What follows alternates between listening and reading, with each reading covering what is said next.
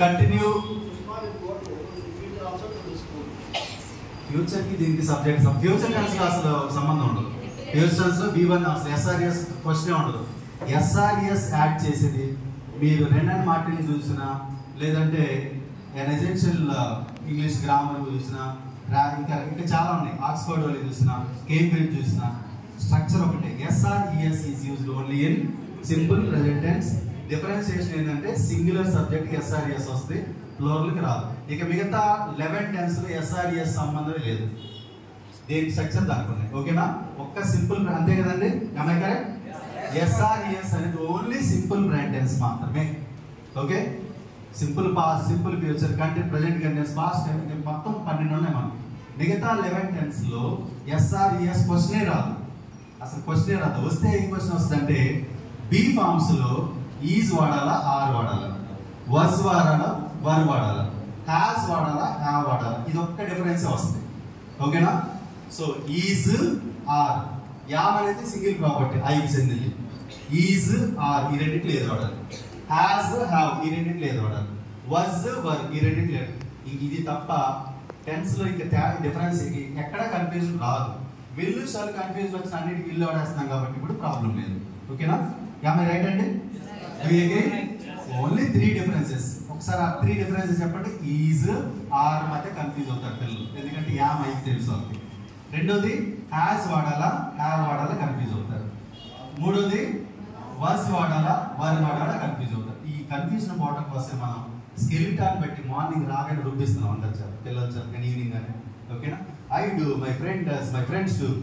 Success ఎందుకు వస్తుంది అంటే డిఫరెన్స్ పిల్లల మార్నింగ్ క్లాస్లో నేను అబ్జర్వ్ చేశాను, వీటి ఇంపాక్ట్ ఎలా ఉంటుంది అని. పిల్లలకు ఓన్ ఎగ్జాంపుల్ ఇస్తే ఆటోమేటిక్గా నేను సైలెంట్గా వాళ్ళ దగ్గరికి నడుచుకుంటూ వెళ్ళి చూస్తుంటే ఆటోమేటిక్గా వస్తుంది వాళ్ళకి. మై ఫ్రెండ్ అనగానే అక్కడ ఎస్ యాడ్ చేస్తున్నారు సబ్జెక్ట్కి, వెర్బ్కి. అదే కదా మనకు కావాల్సింది. మై ఫ్రెండ్ అనగానే వజ్ వాడుతున్నారు, మై ఫ్రెండ్ అనగానే హ్యాజ్ వాడుతున్నారు. నేను మై మదర్ అని ఇచ్చాను, మై మదర్ కుక్స్ ఫుడ్ అని ఇచ్చి రిమైనింగ్ 11 సెంటెన్సెస్ మీరు రాయండి అని చెప్పేవాళ్ళు టెన్సెస్. బ్రహ్మాండంగా రాశారు. My mother cooks food, my mother cooked food, my mother will cook food, my mother is cooking food. ఎందుకంటే మై ఫ్రెండ్ ఈజ్ అన్నారు కదా, ఆటోమేటిక్గా వాట్ ఏ వచ్చింది, మై మదర్ ఈజ్ వచ్చింది. అసలు ఎంత హ్యాపీగా అనిపించింది నాకు. That is the change we discussed all about. అది తేగలిగాం చాలు. మై ఫ్రెండ్ పక్కన వాడు, మై మదర్ పక్కన ఈజ్ రాయగలిగాడు. ఒక 6th క్లాస్ ఫ్రెండ్ కూడా. That is what. Okay sir, కొంచెం ఎలాబరేషన్ తీసుకుని ఏమనుకోవద్దు. Right, thank you. Present continuous tense అండి. ఈ టెన్స్ ఎందుకు ఉపయోగిస్తామంటే అక్కడ ఆల్రెడీ యూజ్ ఉంది. Subject is, am, are plus V4. V4 is also known as V1 plus ing.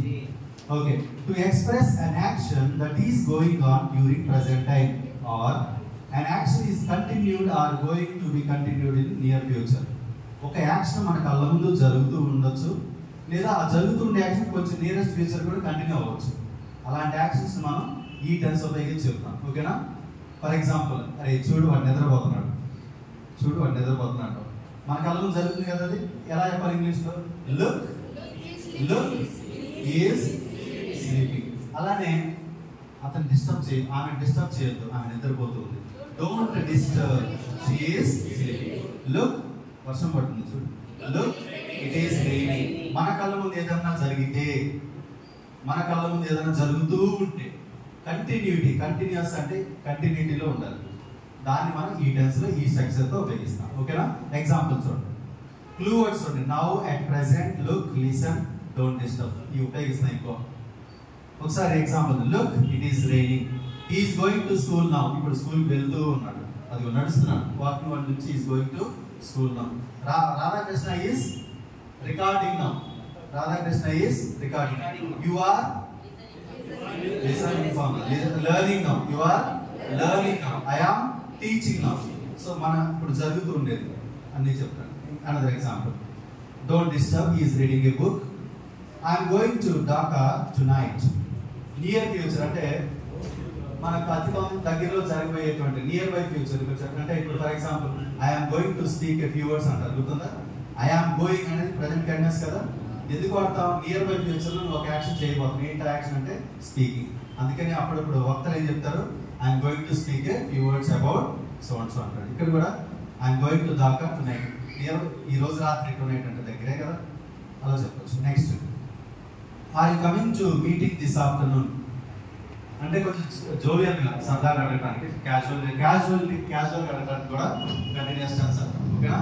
Do you come to the meeting this afternoon అనొచ్చు మనం. Do you come to the meeting this afternoon, ఈరోజు meeting వస్తావా అన్నారు. Are you coming to the meeting this afternoon, ఈ meeting వస్తున్నావా, వస్తున్నావా difference. వస్తున్నావా అంటే కొంచెం అఫెక్షనేట్గా అడగడం. ఓకేనా? అలాగే డూ యూ స్పీక్ ఇంగ్లీష్, నువ్వు ఇంగ్లీష్ మాట్లాడతావా? ఆర్ యూ స్పీకింగ్ ఇంగ్లీష్ మాట్లాడుతున్నావా? నెక్స్ట్, సింగులర్ సబ్జెక్ట్స్కి అయితే ఈజ్ అని, ప్లూరల్ సబ్జెక్ట్స్కి అయితే ఆర్ అని. సో మీకు స్పెసిఫిక్గా ఈ టెన్స్కి సంబంధించిన ఇన్ అండ్ అవుట్స్ అన్నీ కూడా డీటెయిల్గా ఇచ్చారు. ఏ వర్డ్ వాడాలి, వర్బ్ ఫామ్ ఏది వాడాలి, బీ ఫామ్ ఏది వాడాలి, దానికి నాట్ యాడ్ చేస్తే ఏంటంటే కూడా ఇచ్చారు. Next, plural subjects are and with I am 8, am plus not 8. ఒక పాజిటివ్ స్టేట్మెంట్స్ వద్దాం, చెప్పండి మీరే. ఐఎమ్ లెర్నింగ్ ఇంగ్లీష్, యామ్ ఉంది కాబట్టి I ain't learning English. Am I learning English, ain't I learning English, am I not learning English. Separated కూడా చెప్పారు, చూసారు కదా. Right. So I am learning English బదులు యు ఆర్ లెర్నింగ్ ఇంగ్లీష్. మిగతా forms చెప్పగలరా? 5 forms. You are learning English. On by count 1 2 3. 1 2 3 start.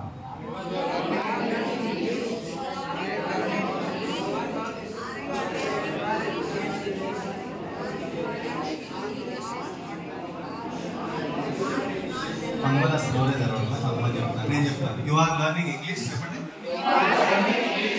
You aren't learning English.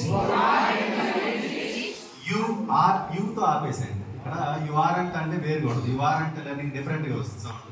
You aren't learning English. Are you learning English? Aren't you learning English? Are you not learning English? ఇంత స్పెసిఫిక్గా చెప్పాలి. ఓకేనా? Ready? 1 2 3 start.